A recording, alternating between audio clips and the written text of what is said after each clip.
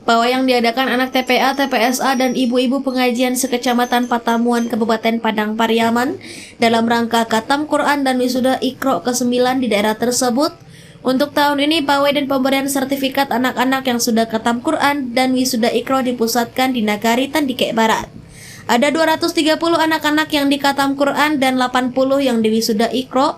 Mereka berasal dari berbagai TPA, TPSA yang ada di Kecamatan Patamuan. Pada kesempatan itu, Bupati Padang Pariaman diwakili Kepala Balit Bapel Dalda Azwarman, Indra Febriadi, Ketua Ikatan Guru Mengaji atau IGM Kecamatan Patamuan, sekaligus Ketua Panitia mengatakan, kegiatan itu bentuk motivasi mereka terhadap anak-anak untuk mau mengaji dan belajar agama.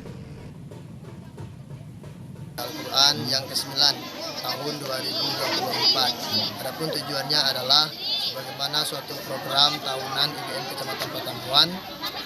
Pertama kali adalah untuk meningkatkan motivasi dan semangat anak-anak kita, santri-santri kita yang ada di Kecamatan Patamuan ini.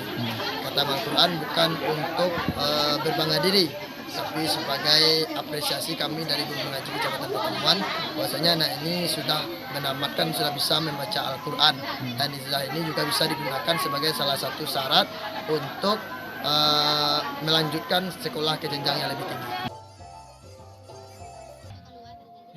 Selain itu, Khatam Quran dan Wisuda Iqra dibutuhkan untuk menunjang kelanjutan sekolahnya nanti. Sementara itu, salah seorang dari orang tua santri bersyukur anak-anak sudah bisa mengaji dan berharap bisa ditingkatkan lagi.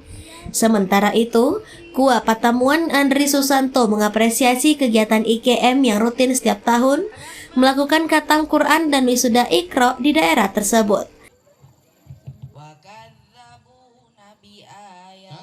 Saya bersyukur lah karena anak itu bisa khatam kan. Dengan nilai alhamdulillah terbaik ya. Kedepannya tuh lebih rajin lagi mengaji, bukan sampai di sini aja perjuangan itu. Kita berharap IGM yang menggagas secara ini terus melaksanakan ini tiap tahun.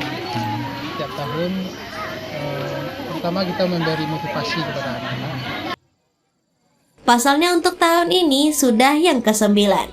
Dari Padang Pariaman, Sumatera Barat, Eka Gus Priadi, iNews melaporkan.